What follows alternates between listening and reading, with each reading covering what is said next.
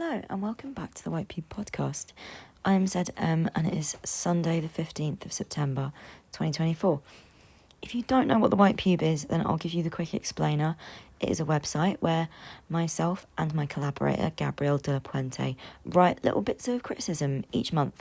We publish reviews about exhibitions, about art in general, culture at large, but also video games, books, films. Sometimes we write about food, whatever takes our fancy on that given week. And we publish the texts as audio on this podcast feed so that you can listen to us read our own words with our own voices in case you prefer to read with your ears and not with your eyes. But if you do want to visit the texts actually on the website, then that is on thewhitepube.com or .co.uk. This week's text is a review of an artist's lecture, I want to say, a performance lecture called Dream Machines by an artist called Rebecca Moss. And it was a performance on the Swan Pedalos at Stratford Olympic Park. That is all I'll say because that's like the main... I've given you the spoiler, basically. I'll crack on with the rest of the text. Peak August. A very sunny Sunday morning. I scraped myself together early and got the bus to Stratford. It's a weird part of the city, isn't it? The shopping centre and the football stadium make it feel like a toy town. The ArcelorMittal orbit is a sculpture, a slide, a tower, and a massive advert for a multinational steel corporation. Capital projects to regenerate former industrial zones, relocating cultural institutions out east in the former Olympicopolis. Nestled in between the enormous new build offices, the new Sadler's Wells, BBC and UAL buildings with their glassy walls and glossy concrete facades, there's the River Lee. The Lee splinters over the Walthamstow wetlands, trickles down over the Hackney marshes and past Stratford on its way down to Bow, where it meets the Thames. It is ancient. The Romans, the Celts and the Anglo-Saxons sailed up and down it on their trade routes. The plague dead were sailed up the Lee and out of London. Queen Matilda slipped on her way to Barking Abbey and ordered a bow-shaped bridge be built, and that's why Bow is called Bow. The River Lee, ancient and glossy hard. The towering new builds reflect off its surface. This weird part of the city, almost liminal. I joined a crowd of 40 strangers outside the tube station. We walked over the sun-baked shopping centre tiles towards the water. Standing on the jetty, a man handed me a life jacket and a pair of binoculars in a fabric case. The scene gave me déjà vu. Not a feeling or a sense that grew within me. I was given it. It hit me hard. I have dreamed this already, I thought. I am sure. I looked out at the water, looked out at the 10 Swan Pedalos bobbing by the dock. I looked at the strangers clambering aboard them in their life jackets with their binoculars in hand. I looked down at myself, at the binoculars slung around my neck. If I'd had a dream like this, surely I'd remember it. Surely it'd be vivid. This felt very vivid. A man wearing a polo shirt and petrol station sunglasses took my hand and helped me into a pedalo, Swan number 6. I somehow found myself in the driver's seat next to a man called Simon. Simon winked, saluted, said, "Aye, aye, Captain."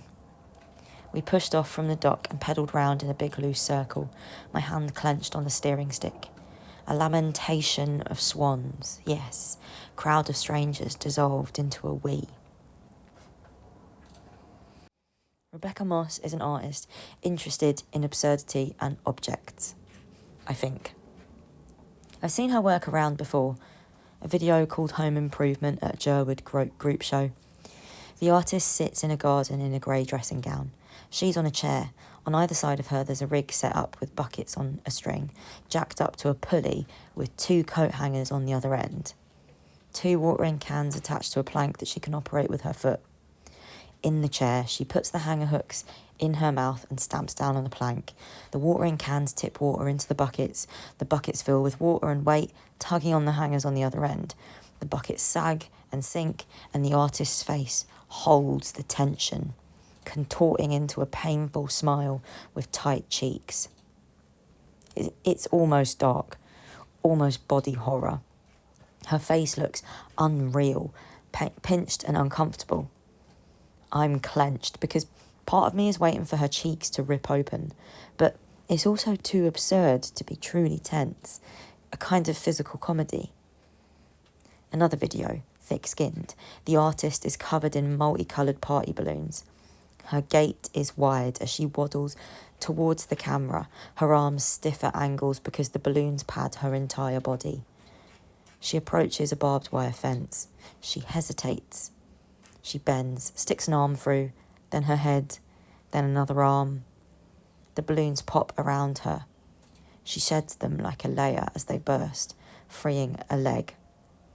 I can't watch it without wincing.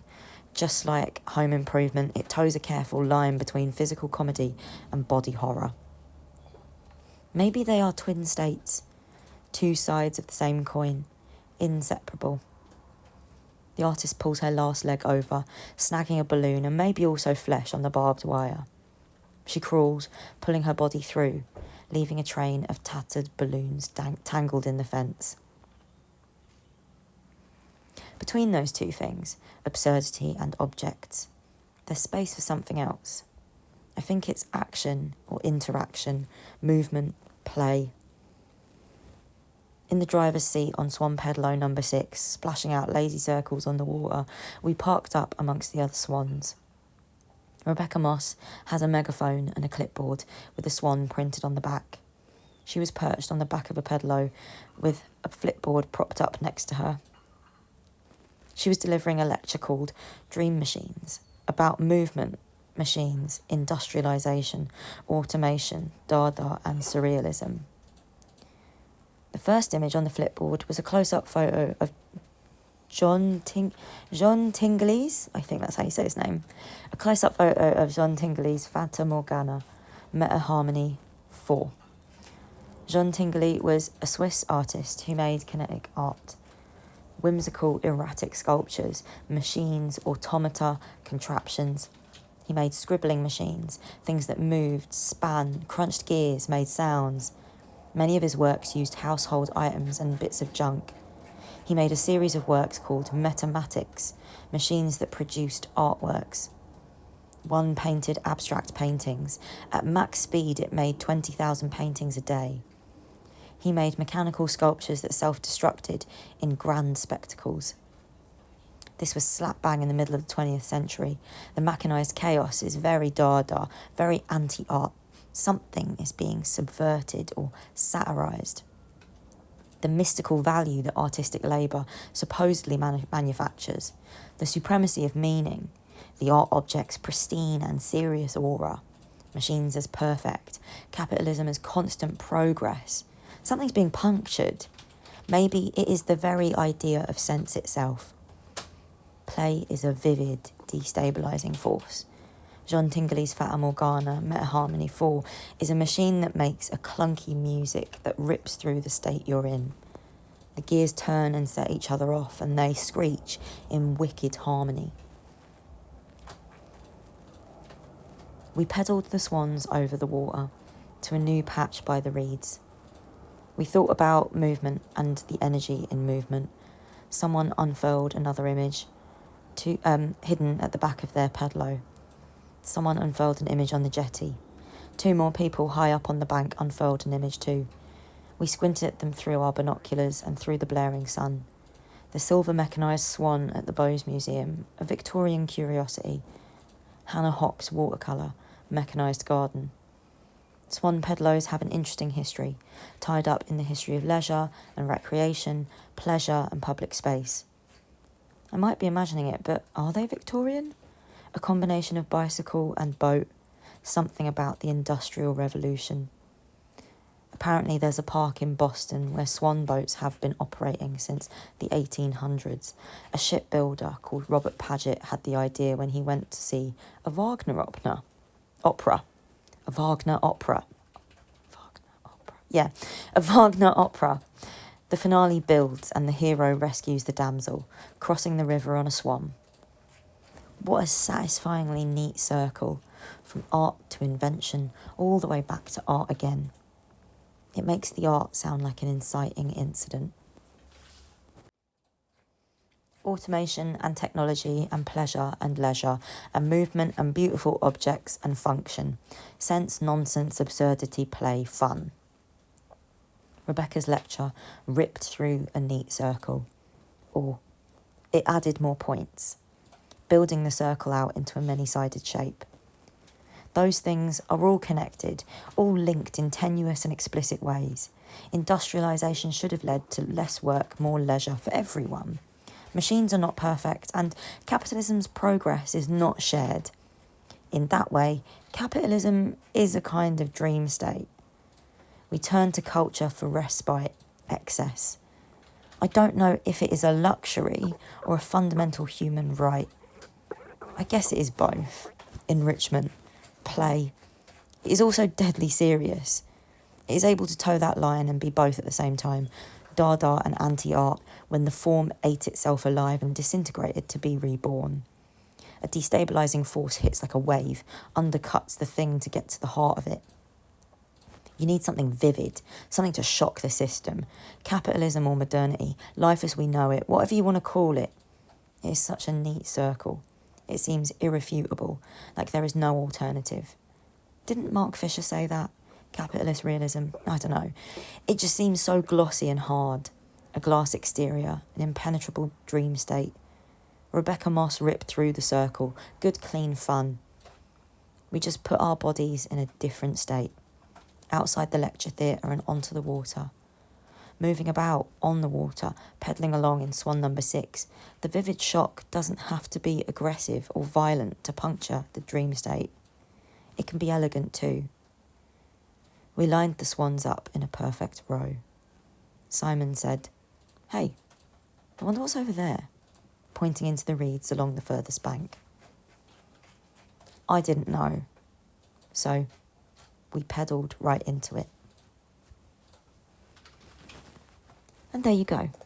That is the text. I have not come to any definite conclusions. I still think so many of these crunchy themes and abstract concepts that Rebecca Moss was dealing with in this lecture are still things that I'm chewing over in my head, that I may potentially be chewing over for a long time, many years. Maybe this is thinking over many years, and this is one point across those years. But it feels like something that, the connection between art, play, and disruption, those 3 points on the triangle, or like maybe it's a square, like art, play, disruption, the limits of the world in which we currently exist, that square, right? I've been, I think, thinking around those things for a while, and like we've been thinking around it together, myself and Gabrielle. It's come out in the book, which I won't say anything about because those are spoilers, but yeah, it was interesting. I'm still chewing on it, like this lecture.